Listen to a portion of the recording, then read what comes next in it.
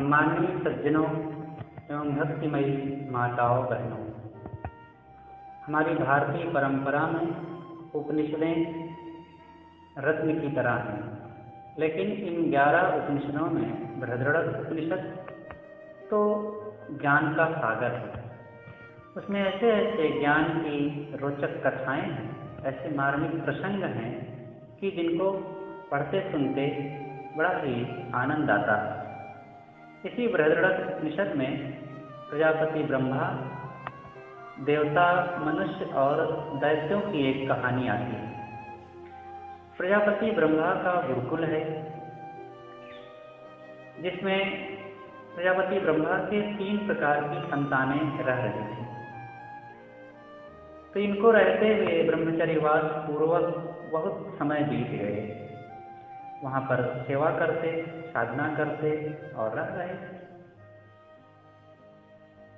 एक दिन तीनों ने आपस में विचार किया कि इतने दिन बीतने के बाद भी अभी तक गुरुदेव ने हमें कुछ उपदेश नहीं दिया है।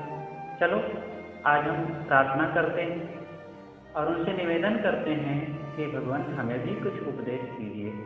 वे तीनों गए, डरते हुए हाथ जोड़कर सिर झुका करके निवेदन करते हैं कि भगवान हमें भी कुछ उपदेश सुनाइए। प्रजापति ब्रह्मा ने कहा कि ठीक है, आओ हम उपदेश करेंगे। बारी बारी से तीनों को उन्होंने बुलाया। सबसे पहले देवताओं को बुलाया। देवता लोग आए, बैठे। प्रजापति ब्रह्मा ने उनको बस एक शब्द सुनाकर मौन हो गए। उन्होंने कहा दा। इसके पश्चात प्रजापति ने देवताओं से पूछा कि तुमने मेरे उपदेश को सुना और समझा? उन्होंने कहा हाँ भगवान, सुने। क्या सुने और उसका क्या अर्थ समझे? देवताओं ने कहा भगवान आपने हमें दा शब्द का उपदेश दिया है। हम देवता लोग अत्यंत लंपट हैं, इंद्रियों पर थोड़ा भी संयम नहीं रख पाते हैं। देखने, सुनने, खाने, भोगने में तुरंत चंचल हो जाते हैं।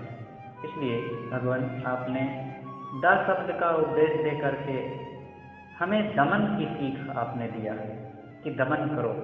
दमन के बिना कभी सुखी नहीं हो सकते हो। इंद्रियों पर दमन आवश्यक है। दमन पूर्णता तो नहीं है, पूर्णता है समन, कि इच्छाएं ही ना उत्पन्न हो, आकर्षण ही ना उत्पन्न हो, लालच ही ना उत्पन्न हो। लेकिन ये शुरुआत में तो दमन की आवश्यकता है ही।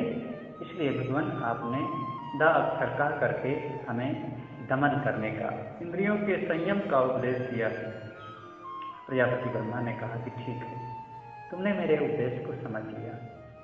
इसके पश्चात मनुष्यों का नंबर आता है, उनको बुलाया गया। वे बैठे और प्रजापति ब्रह्मा ने उनको भी वही शब्द सुनाया, कहा दा। और फिर पूछा तुमने मेरे उपदेश का अर्थ समझा? मनुष्यों ने कहा हाँ भगवान, हम समझ गए। क्या समझे? उन्होंने कहा भगवान हम मनुष्य लोग बहुत ही लोभी हैं। एक एक चीज, एक एक पैसा बटोर बटोर कर रखना जानते हैं। दूसरों की सेवा में, गरीब दीन दुखियों की सेवा में, गुरुजनों की सेवा में लगाना नहीं जानते हैं। कंजूस प्रवृत्ति, संचय की वृत्ति हमारी है और अत्यंत लोभी हैं हम लोग। इसलिए भगवान आपने हमें दा शब्द का उपदेश करके दान करने के लिए कहा है कि दान करो, सेवा में लगाओ, दूसरों के लिए भी सोचो।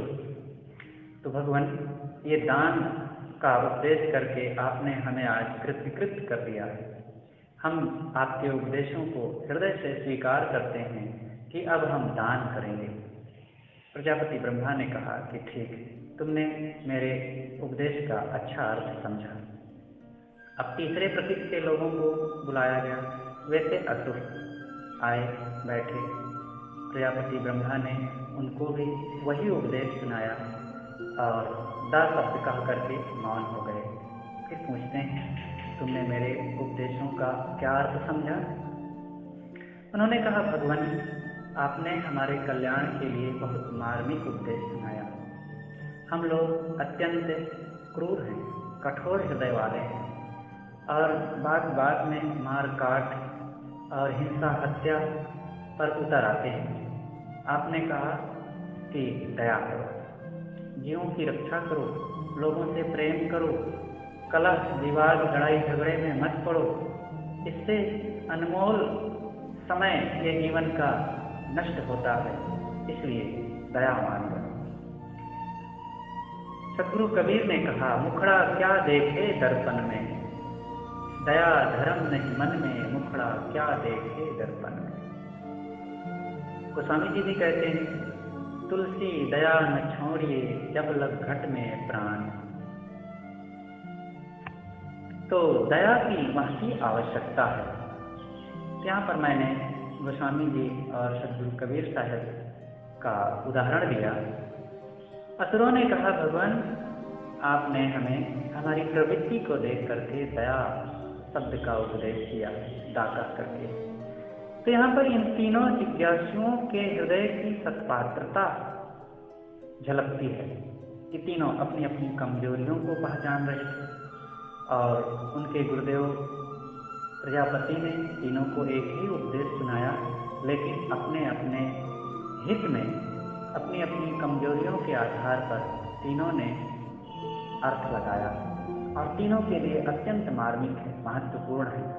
हम भी अपने जीवन में ऐसे संवेदनशील बने, हम अपनी कमजोरियों को पहचानें। जो व्यक्ति अपनी कमजोरियों को नहीं पहचानता है और दूसरों में गुण नहीं खोजता है, वह कभी भी सुखी नहीं हो सकता है।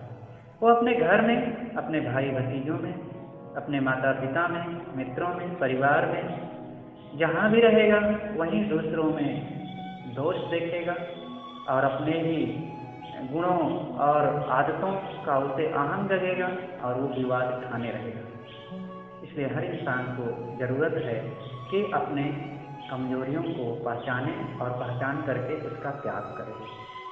तो प्रजापति ब्रह्मा का ये जो उपदेश है 3 प्रकार के लोगों के लिए अत्यंत मार्मिक है कि दमन करें, दान करें और दया करें। ये 3 प्रकार के लोगों के लिए जो बताया गया, वो त्रिगुणी लोग कोई अलग श्रेणी के नहीं हैं, अलग लोक के नहीं हैं, अलग आकार प्रकार वाले नहीं हैं।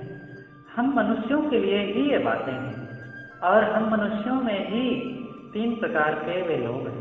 मनुष्यों में ही जो गुण संपन्न होते हुए भी इंद्रिय संयमी नहीं हैं, वही देवता हैं। और इन्हीं में जो लोभी लालची हैं वे मनुष्य हैं, और इन्हीं में जो हिंसक हत्यारे हैं, क्रूर कठोर हैं, वे असुर हैं सभी मनुष्य।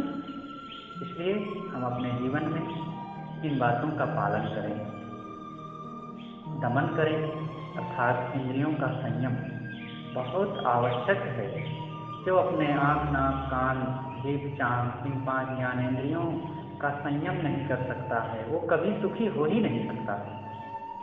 और दूसरी बात है कि दान करें।